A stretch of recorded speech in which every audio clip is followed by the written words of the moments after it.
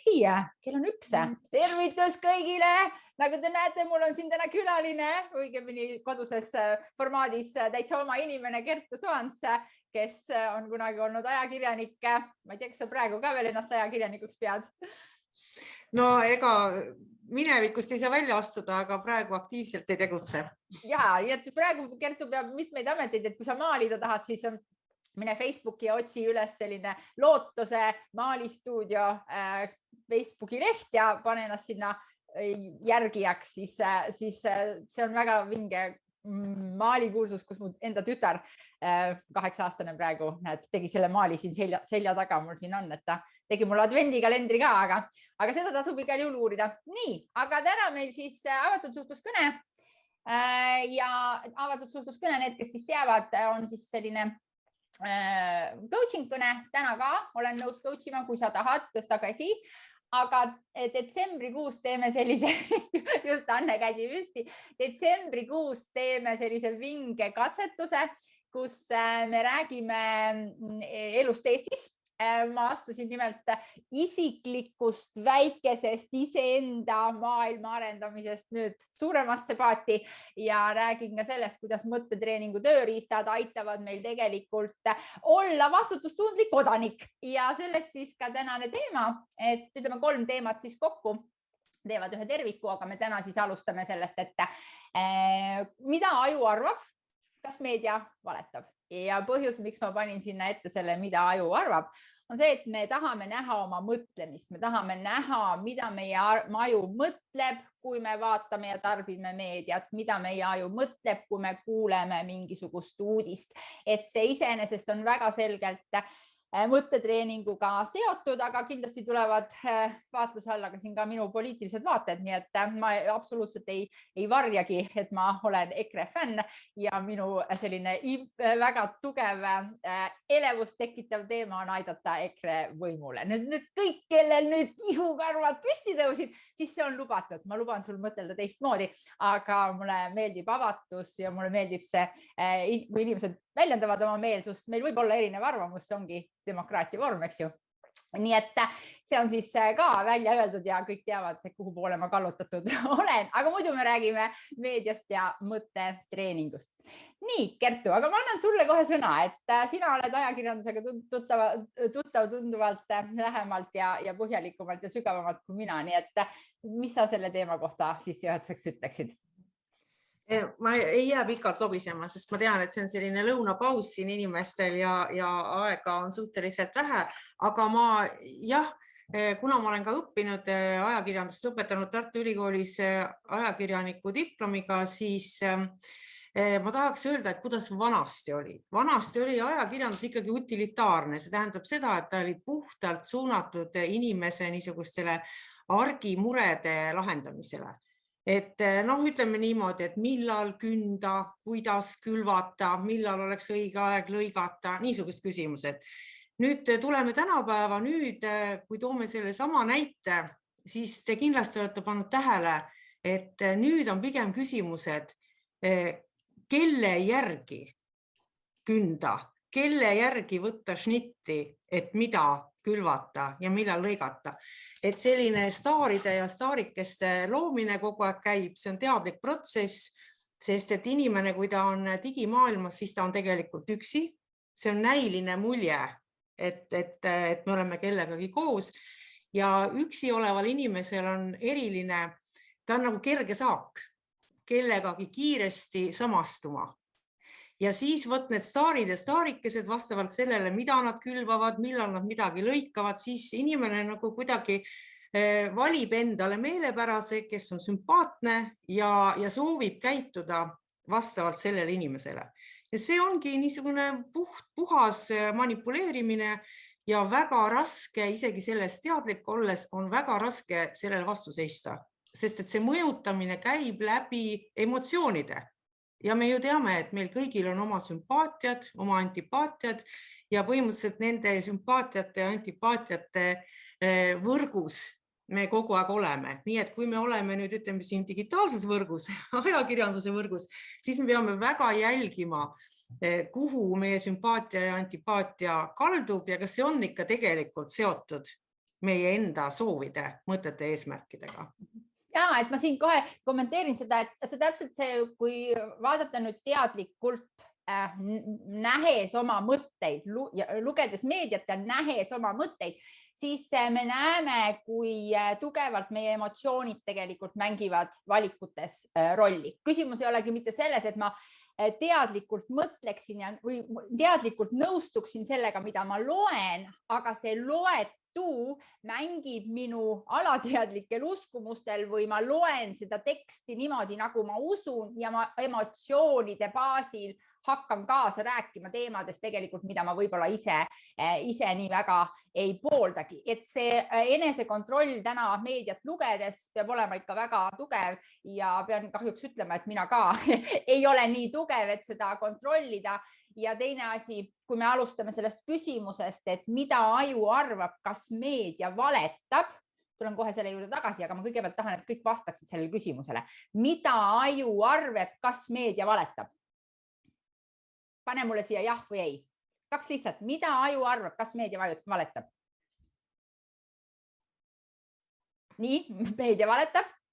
Mina näen ainult neid vastuseid, nii et ärge otsige chatist. Ainult mina näen. Ei valeta. Nii, mis veel? Võid vabalt oma meelsust avaldada, keegi teine ei näe, ma nime ei ütle. Jah, valetab. Nii, mis meil veel on? Meedia on meedia. Okei, nii, väga hea. Kas valetab või mitte? Valetab. Sest et miks ma küsin seda küsimust ja miks ma tahan, et sa mõtisklesid selle küsimuse üle, on väga lihtne, sest et see on arvamus, millega me läheme meediat lugema. Kui me usume, et meedia valetab, siis me vaatame meediat läbi selle pilgu, et seal ei pruugi olla kõik tõde. Võib-olla mitte midagi ole tõde, jah? Kui ma usun, et meedia ei valeta, mida mul oli väga raske omaks võtta muide, ma tulen sellest leerist, kus ma arvasin, et on ajakirjanduses või AK-s välja öeldud, siis see peab olema ju tõde, et see, et manipuleeritakse, see kuidagi ei puudutanud mind, on ju. Aga kui ma usun, et see on tõde, siis ma võtan selle vastu kui tõena ja see on ääretult oluline vaatepunkt, sest et sellest hakkavad tulenema minu otsused, mida ma meedia kohta teen. Nii et küsimus jah, et mida aju arvab, kas meedia valetab või mitte ja teine asi, mul oli üks väga hea küsimus siin koha selle kohta, et kui peavoolumeedia on kallutatud, siis kas selles valguses oleks õigem siis püstitada küsimas, kui palju meedia valetab, jah? Et kui me nüüd ma ilmselt olen selle seisukoha esindaja, kes väidab, et meedia valetab ja miks ma olen selle seisukoha esindaja, sellepärast, et ma olen jõudnud läbi oma isiklike kogemuste järelduseni, et meedia ei kajasta tõtt, sest ma olen olnud kohal, kus on olnud algfaktid ja kui ma nüüd olen vaadanud meediakajastust, siis need algfaktid ja meediakajastus ei lähe kokku. Loomulikult ma pole kõike suutnud läbi ammustada, aga mulle piisab juba nendest vähestest, et mul tekiks kahtlus. Kui mul tekib kahtlus, siis ma eeldan, et meedia valetab. Ja nüüd oli küsimus, kas selles valguses on ehk õigem püstitada küsimus, kui palju meedia valetab? Ja annan sõna Kertule. Jah, ma võib-olla natukene ühe teise küsimuse tooksin siia ette, kui ma kuulasin sinu juttu, siis ma mõtlesin ka sellele, et hea oleks ka järile saada sellele nendele, kes arvavad või võib-olla isegi on veendunud, et meedia valetab või osaliselt valetab, siis võiks ju ka leida vastuse küsimusele, et miks meedia siis valetab. Et no tundub nii, et mida aasta edasi ja see muidugi on saanud alguse juba ikkagi, see ei ole nüüd tulnud siin viimastel aastatel, vaid ikkagi juba kümnetel võib öelda. On niimoodi, et meedia on muutunud tegelikult reklaamimüüjaks. Vaat need samad staarid ja staarikesed, kellest ma rääkisin, need on ju tegelikult kaup.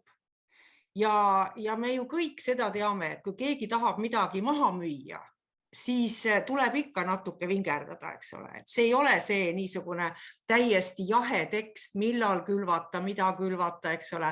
Et niisugused asjad te teate on maksumüüri taga, kui lähete Maalehte ja tahate saada teada midagi väga konkreetset, mille taga ei ole reklaami, siis tuleb teil selle eest maksta, et seda artiklit lugeda.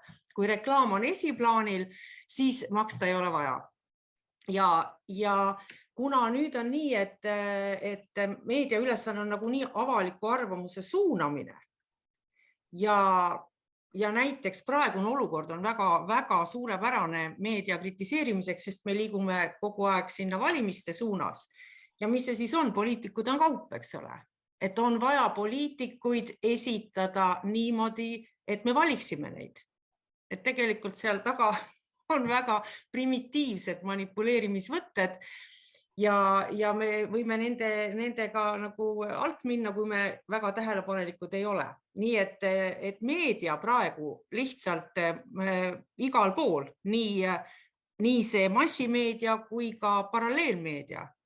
Igasugune meedia tegelikult pakub meile praegu läbi selle, et poliitik on kaup, läbi selle psühholoogilise võtte pakub meile valikuid. Ja nüüd Elina küsimus, et kui palju valetab? Ma arvan, et kas me peaksime, küsimus on tegelikult selles, et kas me peaksime küsima, kui palju ta valetab? No, ma ei tea, mulle tundub niimoodi, et kui ta juba valetab, siis tuleb nagu sellest lähtuda. Et proovida sellest valest võib-olla aru saada, et miks valetab, ja siis proovida sealt võib-olla midagi leida, mis on kogemata sisse lipsanud, kui mitte vale.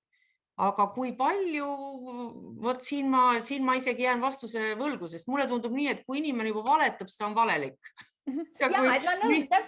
Eks ole, kui meedia valetab, siis ta on valelik ja ma ei saa niimoodi, et ma niimoodi tõmban natuke tagasi, et ma ei ole nii tähelepanelik. Ma pean lähtuma sellest, kas see on õige või vale, et mitte natuke rase, nagu öeldakse, eks ole, et inimene naine kas on rase või ei ole, et kui meedia valetab, siis ta valetab. See on nagu see minu selline lähtejoon ja siit edasi ma nüüd liigun. Võiks ju nüüd öelda, siin keegi ka küsis, et äkki üldse mitte meediat tarbida. Aga ma tahaksin natuke kommentaari selle kohta, enne kui me selle juurde läheme, et täpselt seesama, et kui me räägime nagu mõtlemise tasandist, eks ole, ja me hakkame nüüd küsima, et me nõustume sellega, et meedia valetab, aga nüüd me hakkame endale rääkima ilustavaid lugusid. Me võime neid igasuguseid rääkida. Me võime näiteks seda rääkida, et üks hästi laialt levinud, et jah, et meedia kajastab negatiivset, sest et see müüb. See on lugu, see ei ole 100% tõde, see on lihtsalt lugu. Ja nüüd, kui me võime ka öelda, et nagu ta natuke peab valetama, siis jällegi see on lugu, mida me endale räägime ja ma tulen tagasi Kertu juurde, kus ta ütles, et kui ta juba valetab, siis ta valetab, sest et me peame nüüd küsima endalt, kas valetamine on okei, ükskõik missugustel põhjustel. Olgu see siis ärilised või olgu see siis niisama natukene ilustamine või seesama reklaami tegemine, eks ole. Kas valetamine üldse on minule kui kodanikule vastuvõetav, sest et vaadake, mis hakkab juhtuma. Kui ma nüüd ütlen, et okei, et ma saan aru, et meedia natuke valetab ja ma tolereerin seda, siis ma teen mida? Olen kaasosaline selles protsessis, kus meedia saab võimaluse edasi valetada. Sest et ma tolereerin seda, ma saan aru, ma loon endale lugusid, mis seda toetab ja vot sellest kasvab mega negatiivne lumepalli efekt, mida me tegelikult täna meedias näeme, sest et ega see, et meedia manipuleerib ja valetab, see jutt, mina mäletan seda aastate tagust juttu sellest, aga ma ei pööranud sellele tähelepanu, sest et ma mõtlesin, vahet pole, mina seda meediat ei loe, mina seda ei tarbi, ma ei pööra sellele tähelepanu. Aga tegelikult minul kui kodanikul on kohustus võtta seisukoht, kas ma siis luban, et valetamine on lubatud või valetamine ei ole lubatud. Sest nii nagu ma ütlen, et ma natuke luban, siis ma tegelikult luban valetamist. Jah, Kertu? Ja siin on kindlasti paljud siin viibijad praegu on kuulnud ka sellest Overtoni aknast, et kui alguses tolereerid seda natuke valetamist, siis saab kogu aeg aina rohkem ja rohkem valetada ja lõpuks ongi täis vale, sest et lihtsalt psühholoogiliselt see on nagu koostöö. See, kes valetab, on ta siis meedia või on ta siis kes iganes selle näite valguses praegu. Kui me neelame alla ja võtame omaks, et natuke vale on lubatud, siis me juba neelame selle alla ja sellest saab justkui tõe ja mitte valetamise osa sellest valest. Ja siis seda osa, nii nagu on ravimitega, alguses on vaja väikest doosi, pärast on vaja rohkem, eks. Ja siis seda, kui seda tuleb, seda valet juurde, siis me neelame, seedime selle läbi ja lõpuks me suplemegi selle vale sees. Üks asi on see. Ja teine asi, mis alati mind kõige rohkem puudutab, on see, inimese enda isiklik moraal käib alla, kui ta on nõus. Kui ta muidugi ei saa mitte midagi aru või arvab, et ei toimu valetamist, siis on juba teine küsimus. Aga kui me saame aru, et valetamine toimub, me peame olema iseenda moraali tõttu väga tähelepanelikud ja mitte lubama seda väikest vale iseendasse, et see ei saaks kasvada. Ja vot siin ma tahakski tuua jällegi selle iseenese kohase näite mõttetreeningust, sest et ma õpetan põhimõtteliselt, kuidas ise mõelda, kuidas oma elu luua. Aga kui me võtame selle meedia ja nüüd me räägime, et mina olen aus inimene, las see meedia valetab, siis tegelikult see ongi see, mida Gert ütles, me viime oma moraali alla ilma, et me näeksime seda, et me viime oma moraali alla. Me tolereerime midagi, mida me iseenda pisikeses elus justkui ei lubaks, aga kuna me tolereerime seda nüüd selles suures plaanis, siis see hakkab vaikselt imbuma siia minu maailma sisse ka ja vot see on see ohtlik koht lisaks sellele, et see ühiskond saab reeglid, mis tegelikult ma arvan, et ei peaks kehtima ühiskonnas. Nii, nüüd sul oli see teine küsimus, mille sa tõid. Oota, ma loen ise selle ette. Oli veel üks küsimus, mis mulle esitati siin ette, et siin. Et meedia toodab hirmu ja vähem lahendusi. Kas loobuda üldse meedia jälgimisest või võtta pause? Jah, tahtsid hakata vastama. Pause on alati hea võtta, sest et pausid teevad meid erksomaks, nii et igas asjas on hea võtta natuke pausi. Aga mis nüüd puudutab nüüd ja tuleks nagu võiks läbi näha, tähendab, et miks see hirm on meedia jaoks oluline või ükskõik mille või kelle jaoks, kes soovib oma arvamust läbi suruda. Hirm on vajalik sellepärast, et inimesed emotsionaalselt üles kütta, siis kui on üles köetud, siis alles, kui te olete pannud tähele, näidatakse tegelikult seda probleemi. Et hirm on kõigepealt, hirmul ei olegi nagu päris nägu, päris jalgu. Siis, kui inimene on juba hirmu kütkes, siis näidatakse mingisugust probleemi, mis seda hirmu siis justkui tekitas, kuigi hirmu tekitaja tekitas seda nagu mustkunstnik. Ja kui on probleem leitud, siis pakutakse oma poolt lahendus. Ja lahendus pakutakse niimoodi, et sul ei olegi midagi vastu rääkida. Üks lahendus. Sa ju tundsid hirmu, see oli ju õudne. See oli õudne, eks ole. Nüüd me näitame sulle, mis on see probleem, mis seda hirmu tekitas. Nüüd sa näed seda probleemi ja nüüd me anname sulle ruttu lahenduse. Ja üle 90% inimestest ikkagi kipub kohe selle lahenduse järele jooksma, sest et need kogemused on juba enne tulnud. Nii et tuleb vaadata, kas hirmu külvatakse abstraktsel viisil enne probleemi näitamist või tuleb see probleem ja inimene saab vabatahtlikult hirmu valida. Meedia kasutab seda hirmutamist ikka täie rauaga esimese kommunikatsioonivahendina. Ja siin on jällegi üks märksõna, mis ma siia kirja panin, on meediat kasutatakse selleks, et luua probleeme ja me räägime mõttetreeningust ka, et kas see probleem, mida ma näen oma isiklikus elus probleemina, on tegelik probleem. Vot see sama väike mudel, mis kehtib sinu isiklikus maailmas, kehtib ka suures pildis ühiskonnas. Meedia vastavalt mina ei tea tellimustele, ma väidaksin, toob esile teatud probleemi, mis tõttu me ei saa näiteks midagi teha. Me ei saa elektri hinda madalana hoida sellepärast, et kõik teavad, miks kõik teavad, mis on see probleem. Sellepärast, et meil on sõda, sellepärast, et meil on kõik need teised asjad, mis iseenesest ei ole seotud selle probleemiga, mis on elektri hind. Ja vot seda ma tahangi näidata, et meedia tõstab üles probleemi, mis pole probleem, aga mis mõjutab meid tohutult emotsionaalselt. sest sõda näiteks on üks äärmuslikke näiteid, millega saab inimesi hirmu baasil mõjutada tegema otsuseid, mida keegi teine väljastpoolt meid tahab. Ja jällegi tuleb appi mõttetreening, kus ma pean olema väga teadlik, kuidas see lause, mida ma lõin või lugesin, mõjutas nüüd minu emotsioone, milliste mõtete baasilt hakkan ma nüüd tegema neid poolt või vastu otsuseid, mida ma tegema hakkan. See enese tundmine selles meediaruumis, kus me täna oleme, on tegelikult A ja O.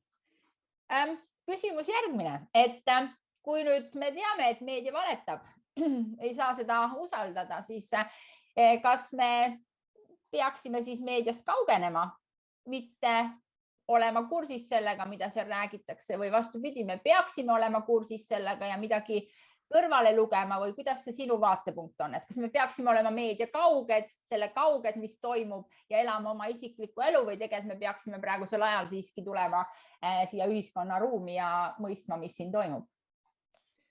Jah, ma ütlen oma suhtumise ja tahaks siis teiste omi ka kuulda, et mina arvan, et me peaksime püüdma ennast kursis hoida, sest et ega mõjutamine ei käi ju ainult läbi ajakirjanduse, et see on kogu aeg meie ümber, see toimub niisama suhtlemises, see toimub, kui sa liigud ringi, see toimub reklaaminduses, see toimub väga sügavalt hariduses, nii kõrghariduses kui alghariduses ja sinna vahele jäävates kõikvõimalikes haridusvormides. Nii et selleks, et säilitada sellist tähelepanu, minu arvates tuleks siiski jälgida. Aga nagu enne rääkisime, mingeid pause võiks võtta, et mitte ka saada uinutatud. Ja muidugi proovida jälgida siit ja sealt ja kõike ikkagi ei jõua ja alguses, kui sellega niimoodi alustad, siis lähed võib-olla väga kirglikuks ja see kõik hakkab üle pea kasvama, aga mingil hetkel on nii, et ma ütleks niimoodi, et mingisugune teadlikkus ise hakkab ka korrastama, tuleb meile toeks, nii et me võime märgata, et meie mõtlemine on võimekam, kui me varem arvasime, et see laviin ühel hetkel peatub ja midagi hakkab nagu selgeks saama. Näed, siin tulevad juba vastused, et hetkel ma jälgin meediat, siis on ja teised ka, pange kirja, et kas peaks jälgima, kas peaks kursis olema või pigem mitte, kuna see tekitab kas negatiivset emotsiooni või niikuinii on vale, et mis ma sellest loen, et pane kirja oma mõtted siin. Nii, hetkel ei loe lehti, ei vaata telerit ega kuule raadiot, vahel mõtlengi, et äkki jääb midagi olulist kuulmata. Nii, kes veel tahab öelda? Et ma nii kaua räägin ja ütlen ka oma arvamuse, et mina pean ka oluliseks, et ma oleksin ikkagi teadlik, eriti praegusel hetkel, et ma oleksin teadlik, mis meil siin Eestis toimub, sest et minu seisukoht on, et asjad on päris kriitilised ja me kas liigume nagu kreeni negatiivset radapidi mööda loomisprotsessi alla või meil on võimalik teha see pööre ja liikuda ülespoole ja hakata looma maailma, mis meile kõigile väärtust pakub, nii et ma arvan, et me peaksime sellega nagu kursis olema.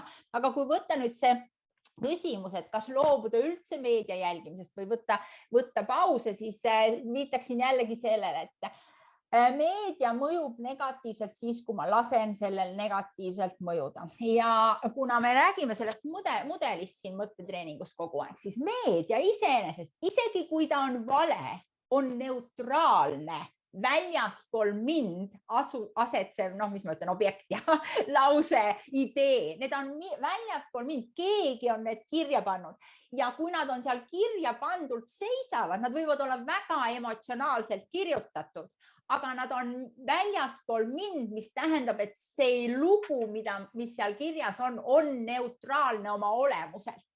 Nüüd mina annan sellele loole hinnangu ja ma mäletan, ma ei ole väga pikaaegne Eesti elu uurija, tänu Kertule ma hakkasin lugema uueduudised.ee ja enne seda tegelikult objektiiv.ee, mis oli parteidest lahus, eks ole, uued uudised on EKRE portaal, aga objektiiv on siis Varro ja Markuse portaal, kes ka nüüd kandideerivad, aga tol korral siis nad veel ei olnud poliitikas ja hakkasin neid vähaaval lugema, siis esiteks ma ei tahtnud minna lugema, kuna see tohutult tõstatas mu õiglustunnet, riivas seda ja mu emotsioonid olid viha, mega viha. Ma alustasin seda kuskil aasta tagasi enda kurssi viimist ja selle nii-öelda peavoolu meedias uudistest siis sinna kõrvale neid teisi uudiseid tarbima, eks ole, sealt Objektiivist ja Uutest Uudistest. Ja mida rohkem ma neid lugesin, seda rohkem mul tekkis jõuetu viha selle ebaõigluse vastu, mida ma lugesin, aga samal ajal mul oli ka oma case Sotsiaalkindlustusametiga, kus ma nägin täpselt neid samu mudeleid rakendumas ja see emotsionaalne viha nende artiklite lugemisel oli mega. Nüüd ma tahan tuua selle mudeli juurde sinu tähelepanu, sest see viha, seda ei tekitanud need artiklid, mida ma lugesin. Seda ei tekitanud need sündmused, millest ma teada sain. Seda tekitas minu enda mõtlemine nende sündmuste ja artiklite kohta. Nii et kui ma tajun, et kui ma loen väljast midagi, mis ei lähe minu väärtushinnangutega kokku, näiteks me loeme siin, kuidas inimesi oma enda põliskodust välja tõstetakse, sest et riik tahab sinna midagi rajada. Minu jaoks on see suur ebaõiglus, väga suur ebaõiglus. Siis ma annan sellele hinnangu, mul tekib lugu, mis tekitab mulle seda emotsiooni. Mul on rusikad olid piht peas, praegu täna enam ei ole, sest et ma kasvatasin ennast meedia lugejaks, ma kasvatasin ennast faktide nägijaks. Ja see emotsionaalne ülevoolavus, mis mul kaasnes, see oli 8 kuud piina, see oli praktiliselt, ma olin vastu maad, mul oli nii emotsionaalselt, energeetiliselt nii raske olla, sest et ma ei osanud toime tulla selle uudiste vooga, mis minuni nüüd äkitselt hakkas jõudma, mis teadvustas, et see, mida meedia on mulle kogu aeg rääkinud, on sulaselge vale. See oli mega katastroofiline seisund minu jaoks. Aga kõik, mis oli vaja muuta, oli minu mõtted selle kuuldud ja nähtud ja selle olukorra kohta, mis meil hetkel Eestis valitseb. Kui ma mõtteid ja lugusid muudan, siis ma saan oma tunded kordades rahulikumaks, nagu nad praeguseks seisuks on. Nii, Kertu, tahad kommenteerida? Lihtsalt tahangi seda öelda, et praegu on suurepärane aeg kõige selle harjutamiseks, mida Helina õpetab. Ja no nii nagu öeldakse meeleharjutuste tegijatele, mediteerijatele, et no mis viga on istuda kusagil ilusa vaatega künkakesel või isegi koopas üksi segamatult ja mediteerida võib-olla tunde, päevi, nädalaid, võib-olla isegi aastaid. Aga proovi sa seda teha kusagil keset liiklussõlme, kui kõik sinu meeleväravad on häiritud, kui on tohutu rappimine käib ja vot see on nüüd siis tegelikult see koht, kus läheks vaja neid oskusi siis mediteerijatel. Ja täpselt samamoodi tänases päevas, ma olen ju Helina juures ise õppinud aastaid tagasi ja me oleme ka koostööd teinud, aga alguses ma olin ikkagi Helina õpilane. Ja tänases päevas on neid asju, mida sa Helina oled õpetanud, kõige parem praktiseerida. Kui juba mõningane kogemus on, siis nad juba ka töötavad. Nii et see on selles mõttes jälle peab ütlema, et kui on mingid head vaja otsida, siis see hea on praegu täiesti siin laua peal, et rakendagem ja vaadakem seda kõige lihtsamat Stickmanni ja me tõesti näeme, kuidas me ise oleme sellega täidetud. Aga üks pisik asi veel. Seesama, et jah, et kas meedia valetab ja ütleme need paralleel või need kõrvalmeediad või need alternatiivmeediad, ega neid ei maksa ka nagu 100% lihtsalt usaldamise pealt, et usaldada tuleks universaalseid jõudusid, loodusjõudusid ja kellel on mõningaid häid toetajaid võib-olla jumalate maailmas, aga kuidas, nüüd ma toon enda kogemuse sisse siis, et kuidas mina hakkasin üldse orienteeruma seal. Ma läksin ikkagi nii nagu abikaasa mul ajaloolane, ma läksin allika juurde ehk ma läksin ja jälgisin kõike seda, mis toimus Riigikogu suurtes üldkogudes, mis toimus nendes väikestes komisjonides ja ärge nüüd arvake, et ma siis tõesti hommikul 8 kuni mõnikord hommikul 4 vahel see kõik venib seal väga, istusin kogu aeg arvutid, aga ei, neid saab tagantjärele vaadata, nii et saab kerida, otsida, sa näed, mida keegi küsib, saad neid vastuseid kuulata. Nii et ma läksin allikate juurde. Ja kui sa neid allikaid ikkagi oled juba aastakene niimoodi jälginud iga päev natuke, siis see aitab eriti hästi näha kuidas, millisel viisil, millise vormiga ajakirjandus katab seal olevaid sõnumeid ja see aitab nagu läbi selle vormi näha ja tõesti võib-olla ikkagi nagu faktidest teadlikuks saada või teadlikumaks käita. Ja, et siin mul oligi küsimus, et et kuidas ma ennast siis kaitsen või kuidas ma siis vaatan seda, kus ma neid uudiseid siis nagu saan, et kui ma loen ajalehest ühte, aga ma tean, et see võib olla, eks ole, sulaselge vale, mida seal räägitakse või kallutatus või mis iganes, mõjutatakse siin mu teadvust, eks ole, mida ma tahaks ise juhtida, aga sindrinahad võtavad üle, on ju, et kuidas ma siis saan, et kui ma veel ikka tahaks midagi lugeda ja tahaks teada, mis Eesti riigis toimub, siis ma nõustun Kertuga, kusjuures ma ei ole neid nii palju vaadanud, aga ma ühel hetkel sattusin hasarti, sest et tõepoolest faktid algallikatena on see, mis annab sinu ajule võimaluse näidata oma tarkust. See on otseses mõttes. Ajaleht arvab, et sa oled loll ja mina kaasa arvan. Et kui sa seda loed, siis sul jääbki selline mulje, et ma ei teagi midagi, et mis mina nüüd siin poliitikas kaasa räägin või mis mina sellest teemast tean, et ma ei tea sellest midagi, aga anna oma ajule võimalus. Mine vaata seda algallikat ja sa näed, kui haritud inimene sa oled. Ma just paar päeva tagasi sattusin ühest artiklist lugema iseenda toetuseks ühte lauset, kus öeldi, et teate, kuidas sellest artiklist, ja seal oli konkreetselt viidatud ka ühele artiklile, aga põhimõtteliselt, et kuidas sellest aru ei saa, mis ajalehes kirjutatakse või mida poliitik ütleb, siis te olete täie mõistuse juures. Ma ütlesin, et jumal tänatud, sest et selles seisus ma just olengi, et ma ei saa nendest võimul olevatest poliitikutest mitte midagi aru, aga küsimus ongi selles, et nad ei ütlegi mulle ju midagi. Ja? Aga kui me nüüd läheme nendele algallikate juurde, läheme vaatame neid Riigikogu infotunde või see, kus Kaja Kallas aru annab. No ütlen seda, et külma närvi on vaja. Sõna otseses mõttes, sest et kui te olete sama tuline süda ja õigluse pooldaja nagu mina, siis teil on ikka endiselt rusikad püsti, aga see annab teile materjali, mille baasil kujundada oma mõtlemist. Ja võt siis, kui sul on olemas see algmaterjal, need faktid, millest me räägime, jah, faktid, katsuge võtta ka nende enda emotsioonid sealt välja, vaadake lihtsalt fakte ja kui te vaatate neid fakte ja nüüd te vaatate faktiliselt seda, mida kirjutatakse erinevates kohtades, siis te hakkate, nii nagu Kert ütleb, aasta jooksul tõesti mõikama ja miks te hakkate mõikama? Sellepärast, et teil on fantastiline aju, kõigil on, ei ole inimesi, kes on rumalad, on ainult inimesed, kellel puuduvad faktid.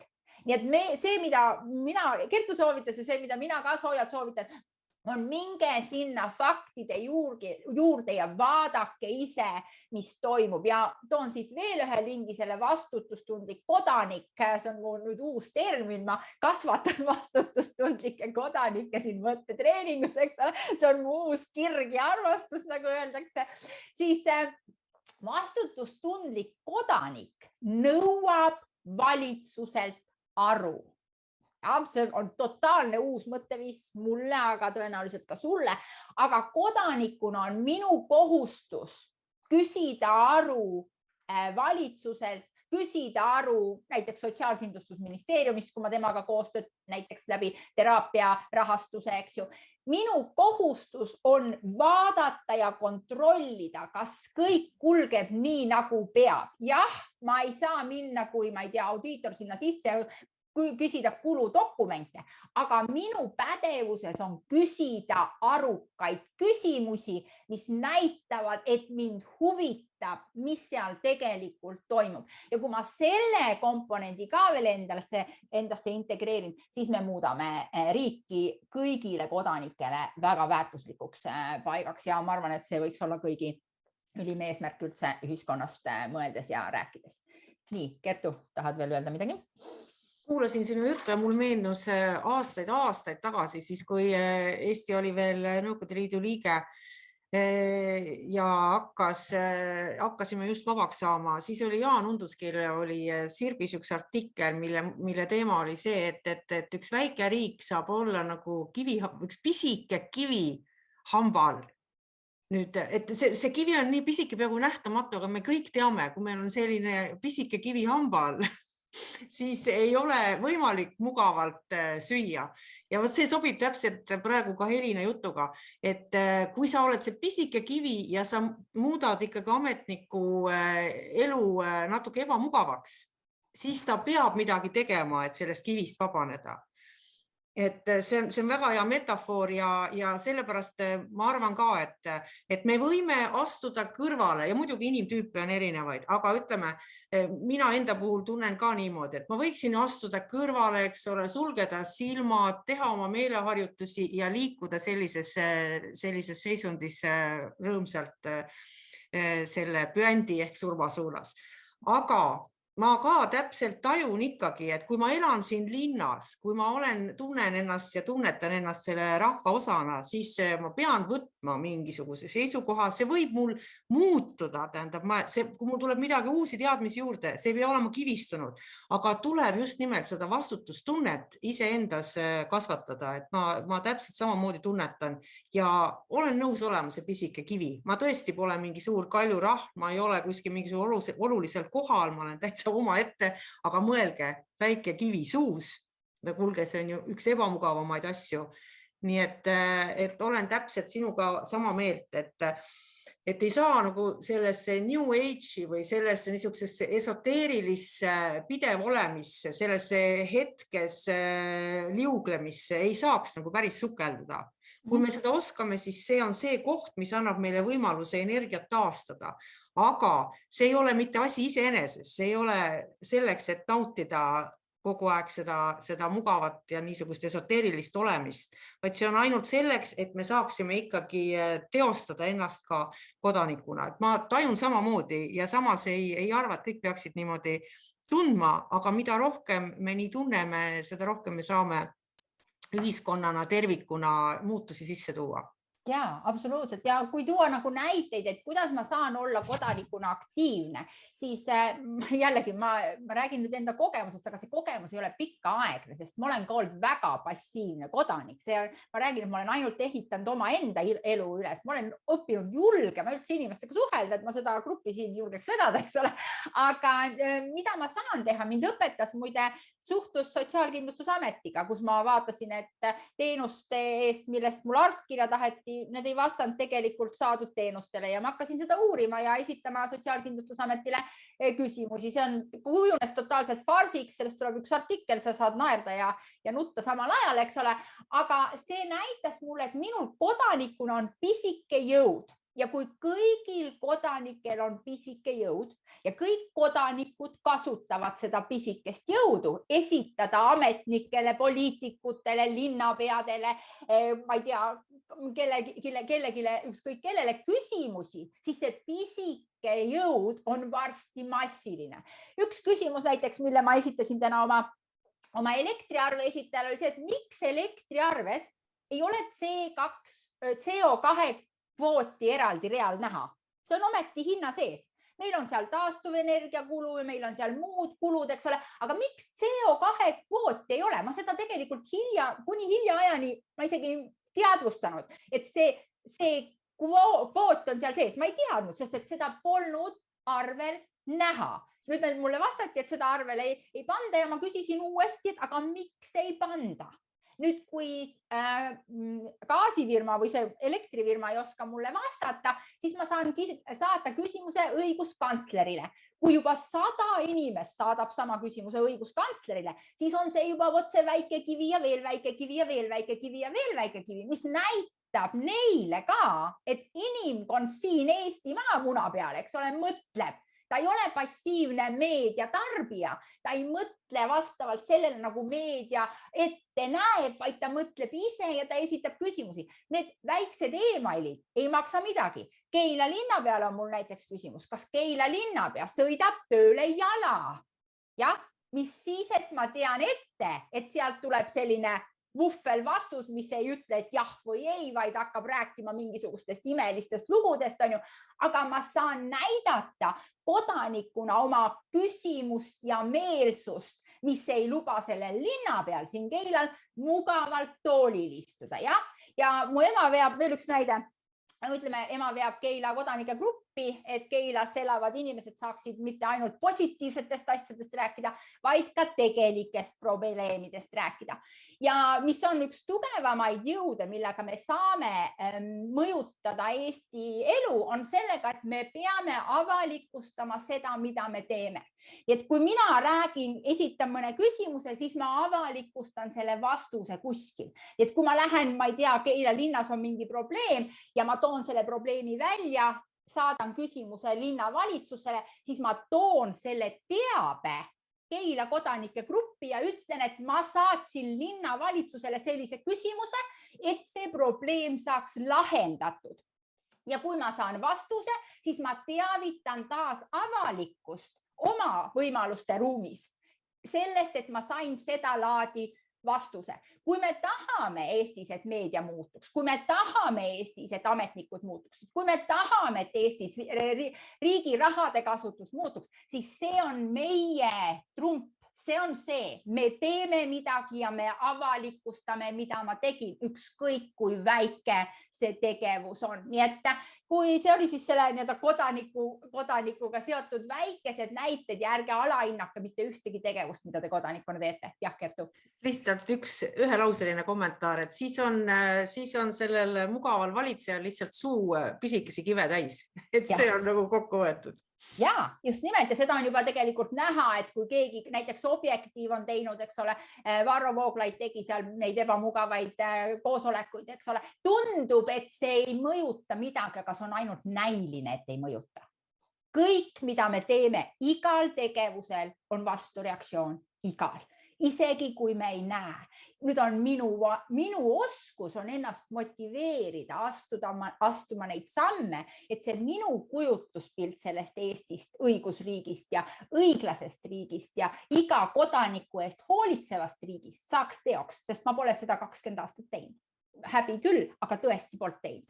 Nüüd on õige aeg. Ja võib-olla sa ka ei ole varem niimoodi mõelnud, siis nüüd on õige aeg.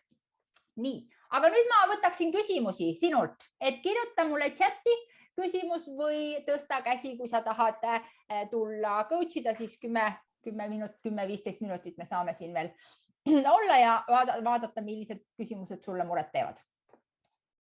Nii, meil on siin Kristel. Kas nüüd saab lahti? Vaatame, ei lase sind. Nii, nüüd lahti. Ja. Mul on tegelikult, tere kõigile, mul on tegelikult küsimus juba algusest saadik, et väga palju tegelikult kõiges selles, mis meedia välja annab ja mida me ise loeme ja tarbime, et meie enda ootused, et mida me tegelikult ootame ja sealt meedia väljaannetest me tegelikult oma ootused välja loemegi. Mina arvan niimoodi. Aga mida sina ootad näiteks meedialt? No mina ootan loomulikult, et kõik oleks tõene, mida ma ei usu, et on. Meedia puhul ma arvan, et ta ikkagi annab 50-50-le, et pannakse juurde inimeste ootustele lootes ja ikkagi kuskil on tõepõhi all, et 50% on ikkagi tõde, et kuskilt on midagi ikkagi olnud, et võib-olla selle avaldamise käigus on siis nagu midagi lugejatele või tarbijatele ühesõnaga midagi nagu juurde pandud. Minu ootus on ikkagi meediast kätte saada see tänapäeval tõesti sündmuste laviin, mis vastaks tõele. Et see on minu ootus. Ja küsimus? Ja no küsimus ongi see, et kui paljud neist üldse loevad välja meediast oma ootused, kui paljud ootavad, ma ei oskagi nüüd seda küsimust niimoodi esitada, et ma õigesti väljenduksin, et kui paljudel on meedia tarbimise järgi või eelnevalt omad ootused. Niimoodi vist oleks küsimus. See hästi, võib-olla Kertu saab paremini aru, aga ma korra kommenteerin, et mul on näiteks ootused, et Keila leht kajastaks 100%, ütleme selles mõttes olulistes asjades Keila elu ja kajastaks seda, neid sündmusi, mis hakkavad toimuma enne, mitte pärast sündmuste toimumist. See ootus ei mõjuta mind kui lehe lugejat. Ta lihtsalt teeb mind vihaseks, ma ei loe seda lehte enam sellepärast, et see leht ei vasta minu ootustele. Küll aga mõjutab mind näiteks lehe kättevõtmisel minu siis eelarvamus, eks ole, et Keila leht valetab või toob välja ainult positiivset informatsiooni, jättes kajastamata selle tegeliku probleemi ja info, mida ma ka vajaksin, mis vajaks Keila linnas lahendamist. Ja see teadmine, see uskumus tegelikult, mitte niivõrd ootus, on pärssivaks jõuks, et ma ei loe Keila lehte, vähemasti mitte nii sageli, nagu ma võib-olla võiks ja mitte nii põhjalikult võib-olla nagu oleks info kättesaadamise mõttes nagu mõistlik juhul, kui seal oleks asjalik info. Jah?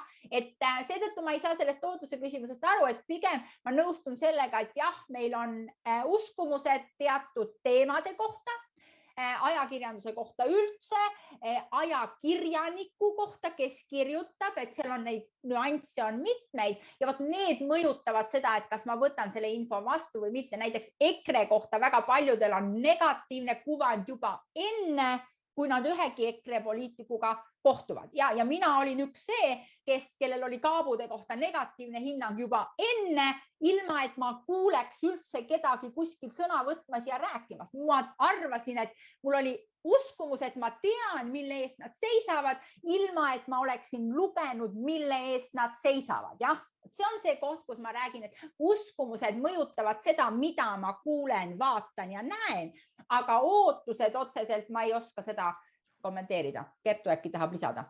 Jah, kui võib, ma natukene lisan. Et mulle meenus jälle, arvestades minu kirjanduslikku taustat, siis meenus Jaan Kaplinski üks luuletus, kus oli just selline värsirida, et ootus on libe tee. Ja see on minusse väga kinnistunud ja kui seda nüüd proovida niimoodi nagu rohkem sõnu kasutada selle värsirea lahtimõtestamiseks, siis ootustega on see asi, et kui me midagi ootame, siis me oleme fokusseeritud selle leidmisele. Ja ega me midagi muud siis ju ei leiagi, kui otsime ainult lahendust ja nagu seda hingamist oma ootusele. Ja kui, ütleme, Helina tõi näite, et ta ootab sellised korralikke teateid Keila lehest, mille järgi ta saaks oma plaane teha, siis see on tõesti selline praktilisest vajadusest tingitud ootus. Vot see, mida siis vanasti ajakirjanduse inimesele pakkus, millal külvata, mida külvata, selline täpne, praktiline teade. Aga kui me otsime emotsionaalset meeleseisundit nendest asjadest, mida me loeme, siis meie pilk ja kogu meie nagu fookus liigub sinna, kus me tunneme, et ma arvan ka niimoodi, ja see on õige. Ja siis me kogu aeg lähemegi vastavalt sellele, et see enesetunne, see sümpaatia telg veab meid selles meediamullis või ükskõik siis, kus igal juhul meie ootus on see, mis tegelikult liigub läbi selle sama emotsionaalne selle sümpaatia, antipaatia telge pidi. Aga ajakirjandus ju teab seda. Meedia ju teab seda, et inimesel on ootused ja kuidas meedia seda saab ära kasutada? Ta loob ootused. Ta manipuleerib sel viisil, et inimene hakkab midagi ootama. Iseendale, isegi ma praegu ei pea teid silmas, Kristel, ma räägin üldiselt, et inimene ajakirjandus mõjutab teda, meedia mõjutab teda, reklaam mõjutab teda, arvamused ühiskonnas mõjutavad teda sel viisil, et tal tekivad ootused ja siis neid kohe pakutaksegi. Ehk selle kohta öeldakse veel hästi niimoodi, et vaadake ringi, missugust kaupa toodetakse. Kas tõesti kõigile nendele kaupadele on olemas ostjad? Neid ei ole ju vaja inimesel elus. Kõigepealt luuakse vajadus ja siis pakutakse kaupa. Ja kui see vajadus on loodud, inimene on pimestatud, siis ta ootabki täpselt seda kaupa, ostab, panustab sinna ja laseb edasi. No näed, väga lahe. See on see põhjus, miks mulle Kertu meeldib. Et kui mina olen see mina mõtlemine, siis Kertul on see alati see meie mõtlemine ja see vastandid, eks ole, tõmbuvad väga hästi, nii et meil on tõesti kui ma Kertu kohta midagi ütlen, siis üks suurimaid asju, mida tema mulle õpetas, on tajuga mängimine. See tähendab seda, et mu taju ei ole mitte nii kitsalt, ainult ma ei näe ainult oma vaatepunktist, vaid tegelikult oskan näha suuremalt ja see näide, mida Kertu praegu tõi, oli väga-väga vinge. Aitäh sulle ja aitäh, Kristjan, selle küsimuse eest. Et võtame veel küsimusi. Ühe küsimuse saame veel vastata. Käsi püsti või küsimus sinna? Nii, ja Anne. Nii. Ma küsisin ka, kas EKRE räägib tõtte? No nii, kas EKRE räägib tõtte? Kuidas me vastame sellele, Kertu? Ei maksa unustada, et EKRE-s on ka poliitikud. Ja mina olen nagu kuulnud igasuguseid asju, et vot. Mis su hirmud on? Too välja, ole konkreetne. Mis ma kuulnud olen või? Ja, mis sa kuulnud oled, jah? Ma ei tea, mu tuttav õppis koos selle vanema Kaabuga ja ajalugu Tartus ja nad teadsid kõik, et see vanem Kaabu teeb koostööd KGB-ga. Nii, faktid? Ma peaks nüüd küsima ta käest, kus on faktid ja kuidas ta seda saab tõestada? Tulen selle küsimuse juurde, et kas EKRE räägib tõtte, et tõde ei ole olemas, teate seda, jah? See tõde on mõeldud selles mõttes, et mis meil on oluline, mis meid edasi viib, mis meid kaitseb ja selles mõttes. Ja, et me võime küsida, et kas nad räägivad seda, mida nad mõtlevad, eks? Selles mõttes tõde. Et pigem ma lähtuks, et kui inimene midagi ütleb, siis ega ükski inimene ei räägi tõtt. Selles mõttes, et mis asi see tõde on olemas universaalne tõde, näiteks see, et ma elan. Ja isegi seda võib küsida, et kas see on ikka tõsi. Ma mõtlen, mis on Eestile oluline praegu. Ja, aga siis me räägime juba eesmärkidest, et kui me räägime, et kas üks või teine partei räägib tõtt, siis me tegelikult peaksime küsima, et kas nad räägivad seda, mida nad päriselt mõtlevad. Võib-olla see on parem küsimus, aga sellele me ka ei tea otsest vastust, siis mul on mudel, jällegi vastamaks sellele samale küsimusele, kas ma usaldan seda, mida ma kuulen, mida EKRE-d räägivad või mitte. Ma esitan küsimuse, muutsin, jah? Umbes samalaadne, aga muutsin küsimuse. Ja mida ma vaatan? Esiteks ma vaatan sõnumi selgust. Kas ma saan aru, mida nad räägivad? Jah. Ja teiseks ma vaatan, mida ma näen tegevuste real. Sest et mudel ei valeta. Vot siin ma nüüd küll väidan raudselt. See mudel ei valeta ja sa võid vaadata seda oma isiklikus elus, oma tuttavate peal ja siis kanda seda üle poliitikutele, sest et mudel ütleb, et mõte juhib tunne tegevust ja tegevustulemust. Minu väljendus on alati kooskõlas sellega, mis toimub mu teadvuses. Et kui ma ütlen ühte, aga teen teist, siis ma tegelikult mõtlesin midagi muud, jah? Et ma ütlesin küll ühte, aga mu tegevus ei näita, et ma nende sõnade taga seisan, siis järelikult see mõte, mille ajel ma tegutsen, on teine. Ja kui ma võtan eraisiku, näiteks siin kaaluteema on hästi popp olnud siin mõttetreeningus, eks ole, siis inimesed ütlevad, ma tahan kaalust alla võtta. Olete kuulnud, jah? Räägime, tahan kaalust alla võtta. Mõtted on just kui sellised, ma tahan kaalust alla võtta. Ja tegevus on see, et ma lähen õhtul sööma. Mis on siis tõde? Tõde ei ole see, et ma tahan kaalust alla võtta. See on huuleteenus, jah, nii nagu Bob ütles. See on see, mida ma ütlen, et ma tahan, aga tegelikult rohkem tahan ma naudingut õhtul, kui ma söön või tahan ma välja nendest emotsioonidest, mis on ebamugavad. Ja kui ma paneme nüüd selle poliitikud siia mudelisse, siis see klapib ilusasti. Mida ütleb Isamaa? Mida teeb Isamaa? Mida ütleb Reform? Mida teeb Reform? Võtke sõnavõtud ja otsige üles nende teod ja te näete, mida ütleb EKRE, mida teeb EKRE. Täpselt samamoodi, kõik erakonnad, vaadake läbi, see on töö, aga te saate teada, mis on tõde, sest see mudel väljendab seda, mis tegelikult toimub nende inimeste teadvuses ja mis on see, mille eest nad tegelikult seisavad.